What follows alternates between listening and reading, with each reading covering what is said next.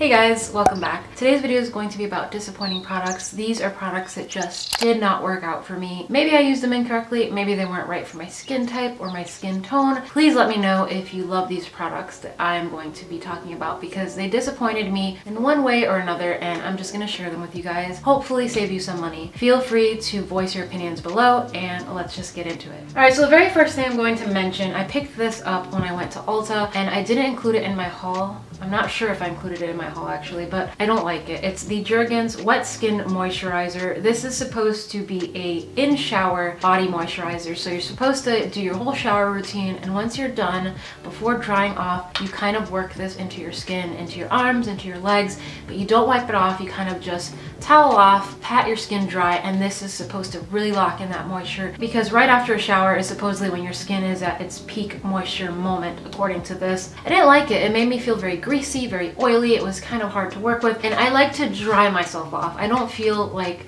I want to just pat it off. I want to dry myself off. I can't stand being, you know, drenched after a shower. I have to completely dry off before I can put my clothes on. So I wasn't really a fan of this. I felt like it just was so greasy and slippery on the skin. I'll stick to my normal routine of taking a shower, toweling off, and then applying body moisturizer. This though, I don't know, I wasn't really a big fan of it. The scent wasn't even that big a deal. It says refreshing coconut oil. I'm gonna pass it along to my mom and see what she thinks about it because I just wasn't impressed. So I thought next I would tackle some fragrances that just, the scents just turned my stomach one way or another. They just weren't the right scent for me. So the first one is the more affordable and it's from Bath & Body Works. I remember picking this up in the summer. It's the Fine Fragrance Mist called At the Beach, and I remember reading reviews, hearing so many great things about this particular fragrance, that it was so refreshing, like coconuts and sunblock and beach and just tropical vacation getaway. My kind of thing, I thought, until it came in the mail. Every time I smell this, all I smell is a powdery, plasticky, sickly scent. It just really turns my stomach. I remember the first time I sprayed it on, I felt literally nauseous, and that doesn't really happen to me with fragrance usually, so I don't like it. I've only hung on to it this long simply because the packaging is so cute and it kind of adds for a cute decor in the bathroom because it has a beach theme to it. But as far as the scent itself, I'm not a fan, so I will probably have to pass this along because I'm never going to use it. It was just such a disappointment to me, and it's so unfortunate because it's such a cute packaging. It has such a cute idea. At the beach, it could have smelled better. A lot of people do love it, but for some reason it just did not sit well with me at all. And then this next fragrance is the pricier one, and I only hang on to it because honestly the packaging is adorable and it was gifted to me when I used to work at Ulta. I did a training session with Prada perfumes and they gave me a little vial of the Prada, I believe this is called Low? Prada Low. So this is the yellow one and it smells citrusy. It has a hint of lemon, but I kid you not, when I spray this, it kind of reminds me of baby diapers and lemon. It's very strange. I don't like it. It's not my cup of tea, and I thought I'd share that with you guys if you were on the fence about it. I'm not even sure if they carry this anymore, but not a fan, unfortunately. This next fragrance is not so much the scent that I don't like, it's the formulation. So this is the pink from Victoria's Secret Warm and Cozy Summer Mist. I have the accompanying scent. It's like a body splash from Victoria's Secret. It's called Warm and Cozy. It's really comfy. It's kind of vanilla and warm and just really, really cozy, just like the name says. But this shimmer mist has glitter throughout it, and I feel like it's almost the consistency of Jello with glitter in it. So it sprays out sporadically. It's very messy.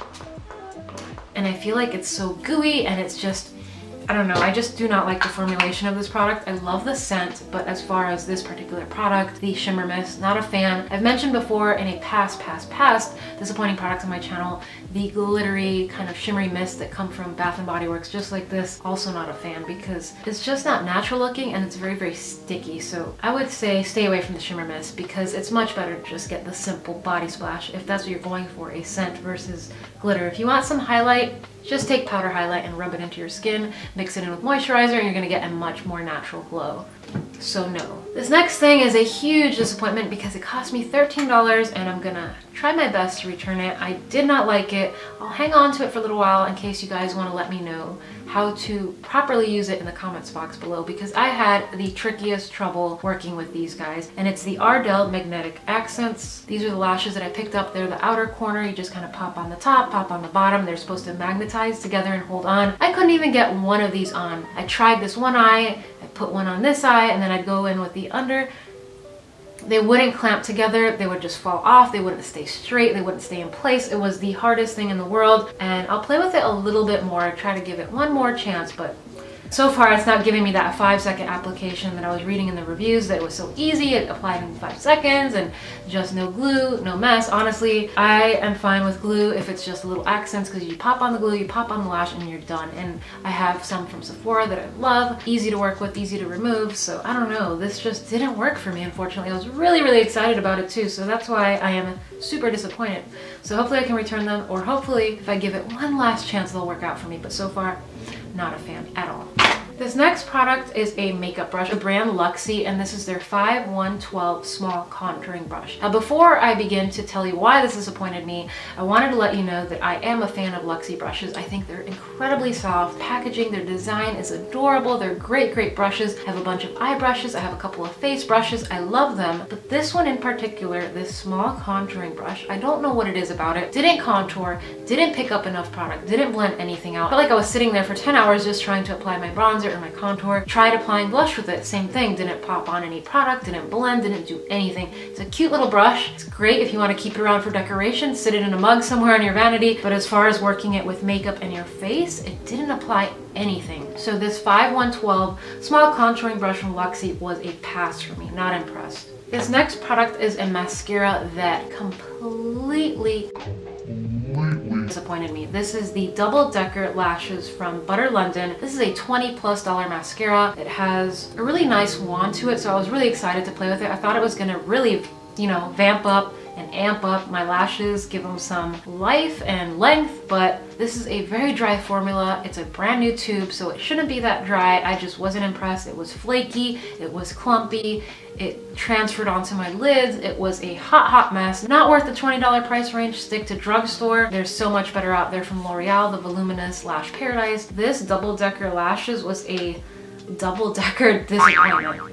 So this next product is a blush from the brand Pretty Vulgar, and the first thing I have to say is I absolutely hate the packaging. Good luck trying not to break off a nail when you're trying to open this. It is the clumsiest, hardest packaging. I'm not even gonna bother trying to open this because I just painted my nails. So this blush is from the brand Pretty Vulgar, which is a brand new, or a rather new brand that's being sold at Sephora. This is their Make Them Blush, a number 111 Prim Vixen. It's a bright hot pink. I don't like the blush color. I don't like the product. The formula was very hard to blend, was not easy to build. It was very patchy, just not a fan. I'm not sure if the other shades from this collection are better, but this one in 111 Prim Vixen was just not my jam. Didn't blend, didn't apply, just looked like a hot patchy mess. Not a fan. And the other thing is, for a $20+ blush, the packaging, it just sounds, feels cheap. It's very lightweight. It's just very cheapy. I feel like if you're gonna charge 20 some dollars for something, put it in better, heavier packaging. This just cheapens it, in my opinion. Not a fan of the packaging.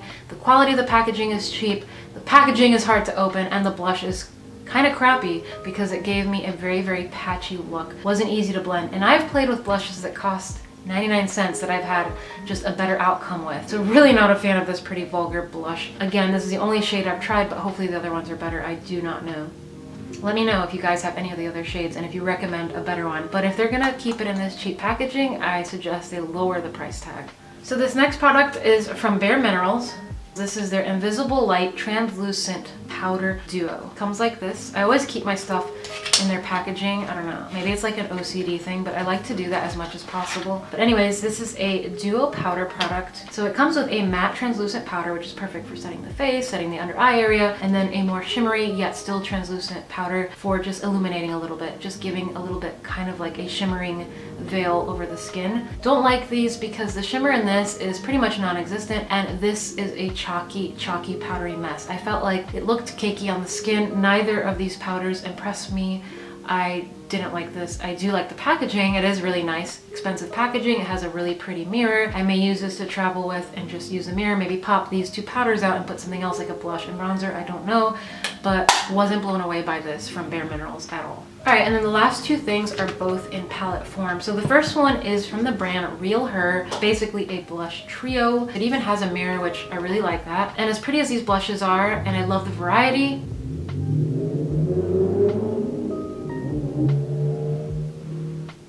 As far as the variety goes, the color selection is fantastic. You have a bronzy shade, you have this bright corally shade, and then a pretty pink. They have some shimmer throughout, not chunky glitter, just a nice amount of shimmer. And I just was really drawn into this blush kit. I was really excited about it, but you need to literally dip your brush in here like 20 times if you want any pigmentation payoff. It's just not there. You have to keep working with it, and if you have the patience, sure, they're pretty. They're great for traveling because they come in a nice sturdy package, and you have that mirror. But as far as the quality of the pigmentation, I wasn't impressed. And then the last thing, this is the Naked Cosmetics Holographic highlighter collection. I think I shared this with you guys in my everyday makeup drawer, a little section of things I wanted to play with and get to and review for you guys. I don't like it, and simply because these are not wearable shades for highlighting your face. The only color I like is this pink over here. It's a nice, natural, dewy pink shade that's perfect for highlighting pretty many different skin tones, but the other 5 shades are just not wearable. Who's gonna wear purple, green, blue, yellow on their face? It just doesn't make any sense. I would have actually created this with 2 shades. Keep that pink, make 2 large pans, maybe do like a light gold or a white shade even, and I would just keep it to 2 colors that are larger face pans that are gonna flatter more skin tones, because 5 of these aren't going to be used, at least not by me. Unless you're going to Coachella or some other kind of outdoor festival, concert kind of thing, then maybe you might want to jump into a blue, a green, or a purple and do something, you know, innovative, different. The formulation is great. I think they're amazing, amazing powders. Just the color selection is what completely threw me off. Maybe you want to play with them with eyeshadow, I don't know, but it's going to be a pass for me. So that's it, guys. I hope you enjoyed this video. I hadn't filmed a disappointing products in a while, so I thought it was time. I had fun kind of compiling things. Before, I used to hate when makeup didn't work out for me, way before I started YouTube, before I even knew about YouTube, doing makeup videos and things like that. So I really like the fact that if something doesn't work out, at least there's a purpose for it now. I can review it, share it with you guys, maybe save you guys some frustration, and even better, some money. Let me know if there's anything you've been disappointed in the makeup world lately so I can stay away from it. Let me know why. And that's pretty much it. Feel free to request any videos you might want to see, and I'll catch you guys in my next upload. So I'll see you guys next time. Bye. And it's the Ardell Magnetic.